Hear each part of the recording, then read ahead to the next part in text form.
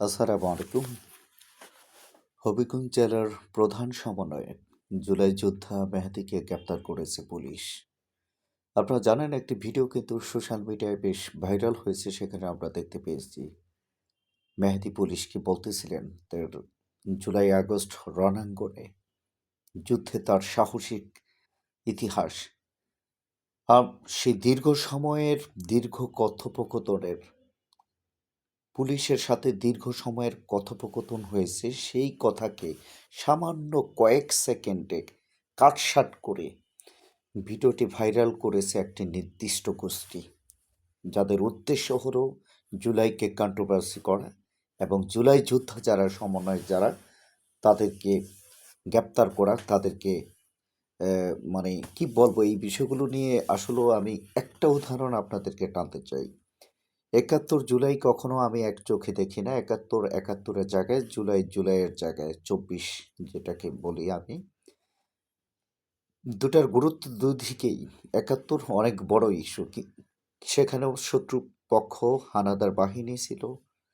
আর ২৪-এ নিজ দেশের স্বৈরশাসক নিকৃষ্ট যে নিজ দেশের মানুষকে ক্ষমতার চেয়ারকে ঠিক রাখার জন্য হাজার হাজার মানুষকে গুলি করে হত্যা করেছে পুলিশ এবং তার নিজস্ব বাহিনী দিয়ে।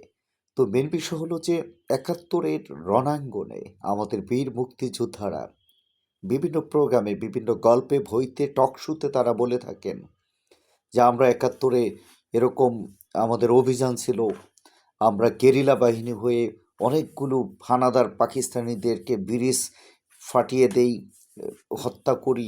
অনেক বীরত্বের কথা যখন ৭১-এর আমাদের বীর মুক্তিযোদ্ধারা বলেন, সেটাকে আমরা পজিটিভলি নেই। কিন্তু ২৪-এর আন্দোলনে অভ্যুত্থানে যখন এই যে ছাত্রদেরকে হত্যা করা হয়েছিল বিনা কারণে, ছাত্র জনতা, শিশু, কিশোর, বৃদ্ধ সবাইকে যখন পুলিশ গুলি করে নির্বিচারে হত্যা করে, সাথে আওয়ামী লীগ তার বিভিন্ন অঙ্গ সংগঠন জড়িত ছিল তখন। তো সেটার প্রতিবাদে কিন্তু আমরা দেখেছি এদেশের অসংখ্য থানায় হামলা হয়েছে, থানা পুড়িয়ে দেওয়া হয়েছে। বিষয়টা কেন থানায়, কেন গত ১৭ বছরে আগুন দেওয়া হলো না? কেন থানায় আগুন দেওয়া হলো? থানায় আগুন দেওয়ার আগে দেখা গেছে প্রত্যেক জেলায় সৎখানি শিশু, কিশোর, ছাত্র জনতাকে গুলি করে হত্যা করা হয়েছিল। তো সেই হত্যার জের ধরেই তো থানায় হামলা।